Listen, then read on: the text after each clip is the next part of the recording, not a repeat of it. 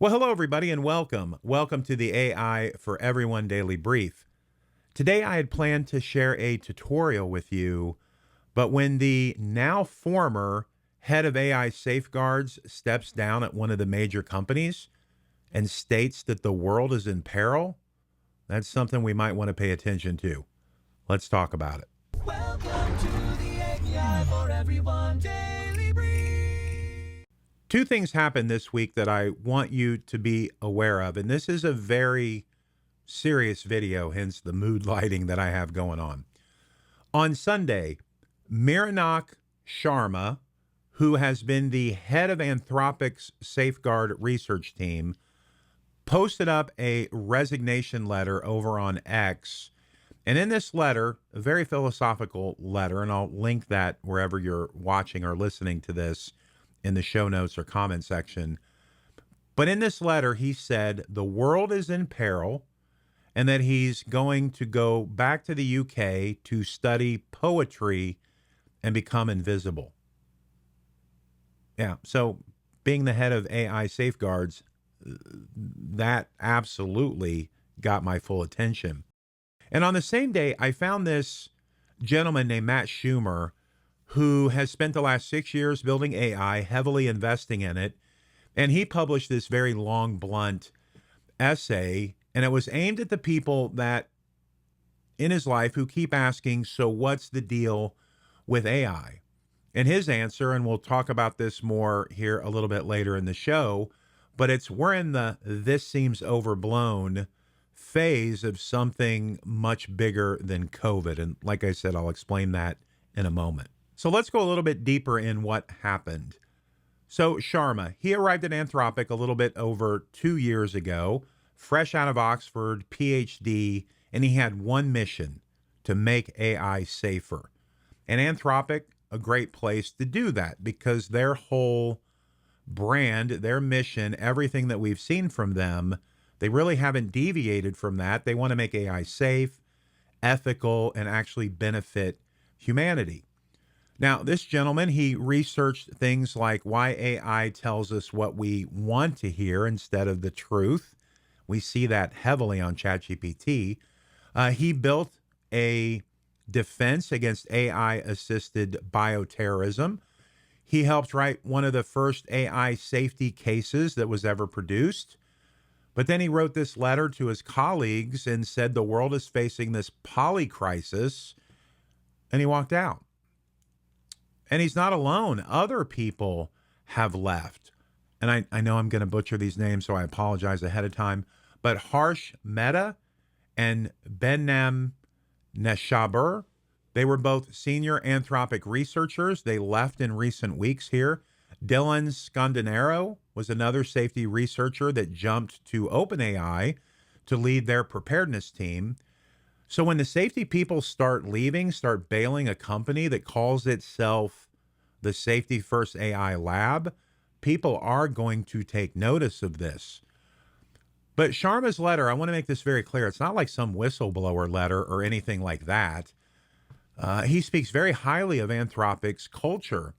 He doesn't accuse anybody of any wrongdoing or anything like that. But what he does say here is this, and I'm going to direct quote here.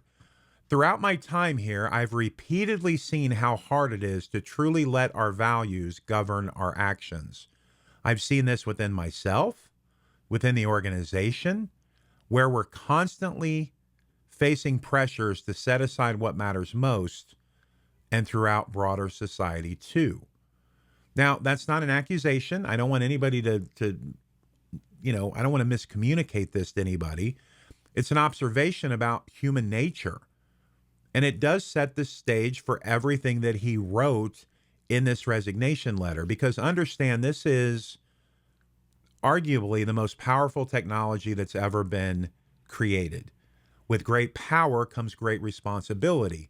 But we also know that absolute power corrupts absolutely. And these leaders, these companies, they're facing an amazing amount of pressure, competition, national security, a global arms race of AI. So there's all these things going on.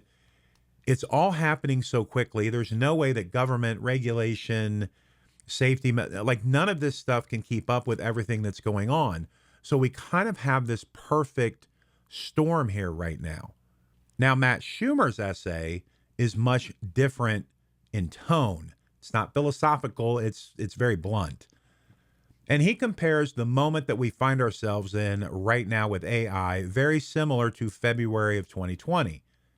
And if you go back in your head and remember that time, you probably heard about a virus that was spreading overseas if you live in America, but you were probably thinking, it's overblown. It's another media thing. It's always a snowpocalypse or any of those things. So we were still shaking hands, planning trips, going about our business. In literally 3 weeks, the entire world changed. That's what Matt Shumer is saying we are finding ourselves in right now. And it goes even deeper here because his core point is that people working in AI are no longer making predictions. They're actually sharing real experiences that are happening. So Matt talks about describing how he built things in just English, just speaking, using plain English with this. He'll walk away for a few hours, he'll come back, and there's a finished product. Not a rough draft, a finished product. He says the AI opens the app, clicks through the buttons, tests the features, iterates on its own, and then only comes back when it's satisfied with the results. Now, I remember 2 years ago sitting in Indiana Wesleyan University talking about the fact that coders were going to be completely replaced by AI. Everybody thought I was nuts. Nobody took me seriously. Here we are. We're there. 2 years. Now, he points to something here very specific, and this is where the line got crossed. We have kind of this historical moment that happened, and that's the release of both of these models here recently. February 5th, the ChatGPT 5.3, the Codex from OpenAI was released. Opus 4.6 from Anthropic, Claude Code, is here. And these are not just faster and smarter models. These showed us something very similar to judgment, like taste, the kind of intuitive decision making that people always thought that AI would not have. And before you say this is all just kind of crazy talk, he makes this point that a lot of people aren't talking about, and maybe because it does sound so wild, but the AI labs focused on coding first. OpenAI, Anthropic, all of them are focused on this coding first strategy for a reason. If AI can write code, it can help build the next version of itself. And a smarter version builds a smarter version, builds a smarter version. And OpenAI confirmed this. In their documentation for the GPT 5.3 Codex, it states this: it was instrumental in creating itself. The AI helped debug its own training, manage its own deployment, and diagnose its own test results. So understand, that's not a prediction about the future. That's a fact about last Tuesday. Why it matters. Well, these two stories are connected, and together they really put some pieces of this puzzle. It just helps us make sense of everything that's going on. Now, Sharma sees the world from inside of a safety team. He watched this gap widen between stated values and the actual behavior. And that gap just keeps getting bigger because they're under this tremendous amount of commercial pressure, profits, again, national security, and everything else that goes with this global AI race that we're in. He saw how hard it was for anyone, including himself. He's being completely transparent here. How can you keep wisdom growing at the same pace of capability? And he decided the most honest thing he could do was just step away. Now, some people might think that's cowardly. I don't know, but I can't judge another man. I'm not in his shoes, but he must be seeing things that worry him or that he feels he has no control over. And sometimes it is best to just step away from a scenario like that. Now, Matt Shumer sees the world from the builder's seat, and that's where many of us find ourselves in, right? We're not working for Anthropic or Gemini or OpenAI. We are building our own companies here around AI. And he's watching the technology accelerate past what anybody expected. I'm seeing it. I'm sure many of you are seeing that. And he's trying to tell the people that he cares about here the most that that very polite cocktail party version of AI, it no longer matches reality. It just doesn't. So the safety guy is saying we're not wise enough for what we're building. And the builder is saying it's coming whether we're ready for it or not. And both are telling the truth. Now let's talk about 3 lessons for leaders that we can take away from this story that we can apply to our business, to our lives, to our mindset. Number 1 here is stop judging AI by what it was and start judging it by what it is right now. Matt Shumer makes a point that is worth repeating. If you tried ChatGPT in 2023 and walked away unimpressed, that experience is irrelevant now. The free version is over a year behind what paying customers have access to. So think about that. They're a year behind if you're using the free version, and I'm sure we are way behind whatever version they're using internally at these companies.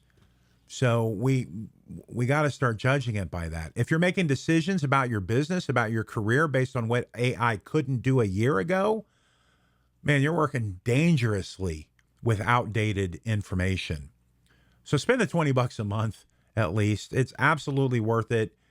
Get Gemini, get Claude, get ChatGPT. Use all 3 of these models at minimum. There's others. Use the best available model that you can. Push it to the limit. Use it as much as you can in as many ways as you safely can use this. And understand more of what's going on with it. Don't just step away. Don't wait for it. You've got to be proactive. You've got to be proactive. All right, number 2, watch what the safety people are doing, not just listening to what the CEO says. The CEO is always going to get the fancy sound bites. They're going to push their narrative. They're going to go on the TV shows and the podcasts and the interviews and all those things. Pay attention to what the safety people are doing. And number 3, your window is open right now. It's not going to stay open. Let me say that again. Your window is open right now, but it's not going to stay open. Oh, and one more thing. Come here. Shumer says something that I completely agree with here, and it's the single biggest advantage you have right now is that you're early. Yes, you're still early. We are only 3 years in since ChatGPT was launched to the public.